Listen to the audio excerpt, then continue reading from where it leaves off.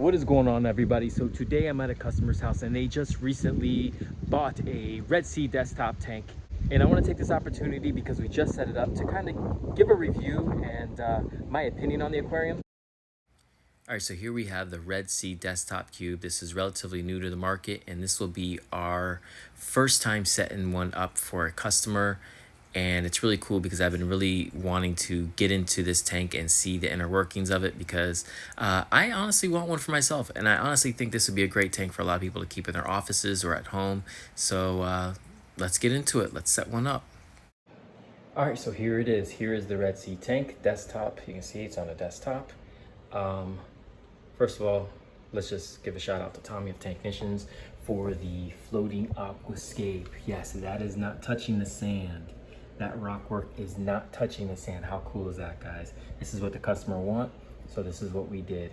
Tommy did an amazing job. You can't even see how he did it. Really well done aquascape. I think this is really, really dope. It leaves the sand open to breathe, so once we get some good flow in here, probably another power head or something, it kind of stirs everything up. Nothing's gonna settle. We can gravel back every part of the sand. Love the floating aquascape on this tank. It's unique for such a small tank also. Yeah, and then there's plenty of room to put corals in the sand and maybe even build off of that, who knows. And then this whole little area right there, I just love the way it looks. And yeah, I think great job on that. And it's really well hidden. It just looks like rock is there. You can't really see how it's done. And I think it's really smooth looking. Now let's get to the tank. As far as flow goes, decent flow, but it only comes out one power head right there, which if you're just doing soft corals or low flow corals is plenty. If you're gonna up your game and you're gonna do something like some SPS and whatnot, then probably get another mini power head in here and angle it in a way to where you can really get some flow going. A tank like this that has this beautiful aquascape, like I said, we wanna get some flow in here and really stir things up here, because we wanna put some SPS corals in there. We wanna get some really cool things in here. We wanna be able to have this tank have whatever the customer wants. We have the ATO set up here, so this is the drawer this is the cupboard right here above it, and we have all the electrical running through the top here. I gotta wire management this, but we just set this up. Got a little tank right here. You have your automatic top off, and that way, a lot of times with these little tanks, it's so critical, especially when you're keeping harder to take care of corals, that you get that salinity right, and being able to have a top off already here is a big relief, because then you don't have to worry about your salinity fluctuating and things like that, and it makes it easier to keep the higher end corals. Now, the automatic top off, the freshwater top off that you see in this video, is not the one that comes with the tank. That is one that the customer special ordered. The one that comes with the tank, or the one that you can buy extra with the tank, because it doesn't come with the tank, isn't, I think, up to par with what Red Sea should be doing. I just don't think the ATO is good enough, so the customer decided to go with a bigger, better one. Also, we have the protein skimmer right here. That's a good size protein skimmer. Holy moly, I didn't notice that before. That's a big skimmer. There's a bunch of additions you can get on this tank. And then, yeah, so you have all this whole area in here to do whatever add-ons you wish to add on. But that's a heck of a protein skimmer for this size tank. So Red Sea was not playing around. Dang. Wow. As far as the build, look at this. Look how nice that is. I mean, this thing is built like a tank. Thick glass, really well sealed size here. Not that you need it at such a small tank, but being on a desktop, you want to make sure that the tank is leveled enough, and you definitely want strong seams here. So that is thick glass, nice seals right here. Just make sure, guys, when you do this tank, any desktop tank or any tank that is made to, doesn't come with the stand, that you're putting it on quality, furniture, quality stand, because this is a really well-made piece of, desk right here, heavy duty stuff. But you want to make sure that whatever you're putting your tank on, that it's able to support the tank and has no weak spots. And another thing you want to consider, we just went through this, is you want to make sure, because this is salt and salt corrodes, and water, obviously corrodes wood too, is you want to make sure you clean up really well around the tank, and make sure you're checking your wood so you're not getting any warp, you know, the wood's not warping and it's not giving way in certain areas, because if it starts getting like water starts accumulating here and it starts to get warped, it's going to lean to that side, and that could be a problem, put more pressure on the seals and things like that. So you want to make sure you're putting this desktop on a quality stand for sure. I like that it comes with this little yoga mat material right here, which helps keep the tank level and kind of a little bit of a buffer between the stand and the tank. And as far as lighting goes, because if you look here, there is not much room between here and here. We could not get a Red Sea light on here, so we went with an AI Prime because they're super thin. So that's what I installed just now, an AI Prime light, because it's able to kind of fit perfectly on here. Plenty of spread. Look how bright this tank is. Come on, the AI Prime. Not only is it a little bit cheaper, great light, and it fits better into this area that we have, and it's got plenty of spread, and it's gonna be able to grow whatever he wants to grow. But this is a good sized tank for a desktop. I mean, this thing is a beast. There is a lot of extra stuff you can order on this tank, like a protein skimmer, and there might be some reactors and some other stuff, I'm not sure, but it all comes separate. So when you see the price of the tank, don't think you're getting a protein skimmer, the lights, you know, all the other stuff. You're only getting the tank as is. You still gotta, I think you have to buy the return pump, and I think you have to buy the protein skimmer. A lot of that stuff is separated. So that's the one bad thing about this. So now it also comes with a filter sock. It's got some filter sponge in there as well. Now, as far as the dimensions go, the desktop cube is 17 by 17 by 16. So that's a pretty good size. And the one thing I'll say about this desktop tank, I love the measurements of it, right? So I love the cube style.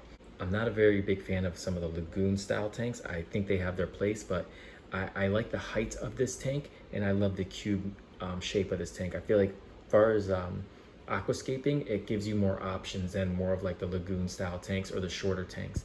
I think the height on this aquarium is really, really good, and it allows some really for more option far as aquascaping. So it definitely passes that test, the aquascaping test. It also passes what type of livestock you can keep too, because you can keep a little bit bigger nano style fish in here. I think clownfish would be more comfortable in a tank like this, and as opposed to something that's a little bit shorter, like a lagoon style tank, I think that they would do better in a deeper tank, and a lot of fish would do better in a deeper tank as well. Then we go to this big old aquarium. You go from that little desktop to this giant tank that the customer has in his house too, in his living room. Look at the size of that hawkfish, man. That hawkfish is a beast. Yellow tangs, big old chromas, monos, monos in here. Good size wrasse. I mean, this tank is an absolute just monster. I love how the monos school like that. Oh, and check this out. Look at this catfish here. Looks like a shark. This big old fella's been in here for a bit. And then, speaking of sharks, we have one back there, kicking it. He's on the side right now, but he was just moving around a second ago.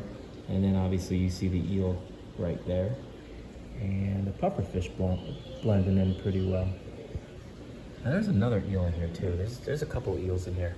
But yeah, I wanted to share this tank with you guys because wow, it is a monster. I'm actually about to do a huge water change on this because obviously there's a lot of livestock in here.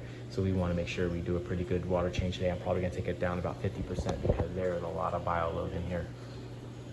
But man, every time I come here, I love looking at this aquarium. Oh, look at this Valentini puffer. That's the biggest Valentini puffer that I've ever seen. You guys really can't like get an appreciation of just how big that fish is because of the cameras making everything look small, but it is massive. I mean, look at the Harlequin tusk compared. Like, I mean, it's small compared to some of these other fish, and Harlequin tusk is a big fish. But yeah, and the only corals we have in here are softies. So you have your caniatries, you have gorgonians, you have toadstool there, you have a big old toadstool down here. This GSP's just been recently added. More green caniatry. So just basically soft corals for now. We're gonna try to add some more stuff slowly, but the fish keep messing with things, so it might not be possible to add any more stuff to this tank. We also added that green star polyp on the wall back there. That'd be really awesome if that green star polyp just started taking up the whole back. That's the plan. Some big old PGA Cardinals back there. Bang eyes over there. Just plenty of room for these guys to kind of chill and do their thing. But man, what a pretty tank. And then when you have bioload like this in your aquarium, you gotta have you gotta have the beast sump to be able to handle it also. I mean, this thing is as big as the tank is, just keeps going, going, going. It's on an apex system. But yeah, you got all these fish and sharks and eels and all these fish, they love to eat and they love to produce waste. You better have a giant sump, and that's what he has. And you can just see from right here that protein skimmer is just full of gunk. And I'm gonna have to clean that today, and it's gonna smell terrible. Now we're gonna talk about quality. Again, like I said, guys, this is really thick glass. The seams look really well built.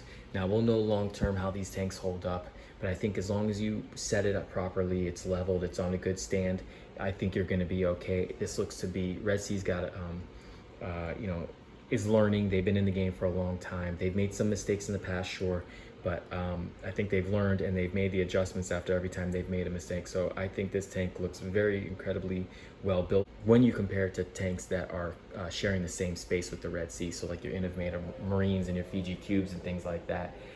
Another reason why I like the cube shape is that something like a AI Prime light or a Red Sea light can really penetrate the tank, get all the way to the bottom. It's more up and down and it's less spread out. A lot of these tanks, like the Lagoon style tanks, you need multiple AI primes to be able to cover that whole space. You would only need one light to be able to satisfy this the corals in this tank. That's a big benefit of having cube tanks, because you know you're not going to need that extra light. So yeah, and all Nano aquariums should really just need to have one light. So that's a big benefit, because it saves you another, you know, $200+ on another light. One light's enough to suffice and light the whole thing.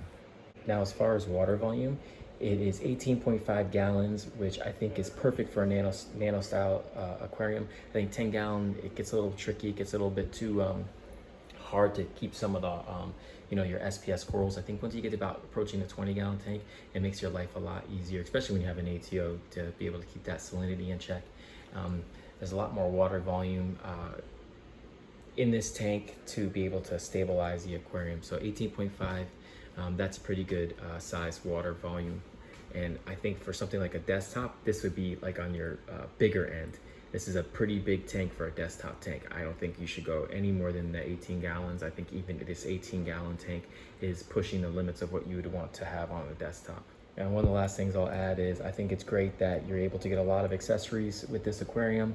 I think that's really cool. So you can upgrade it as you need it. And Red Sea is a well-known company. They've been around for a long time. They've been designing aquariums for a long time. So that's also, you know, that's always going to be a positive to me. And they got a pretty good reputation. Now, on the downside, they give you one price for this tank, which I think is like $430 to $450, but it doesn't come with a protein skimmer, return pump, pretty much the things you need for the tank to be successful. So you have to get those as additions, which is going to bring your price up a little bit higher. So you're looking at about just under $1,000 for a desktop aquarium, which is it's a decent amount of money. I can't wait to put fish in here. Does anybody have suggestions of what fish you guys recommend for this aquarium? I have so many different ideas. I want to get as many small fish in here as possible. I want to make this thing just absolutely just full of life. There you go, my review of the Red Sea desktop aquarium. Let me know what you guys think down in the comments. Are you thinking about getting one of these tanks? What's your favorite all-in-one nano aquarium? Put that in the comments too. I'd like to hear it. I'd like to hear what different aquariums are out there and what people are looking at. All right, guys, thank you so much for watching. Have a good one.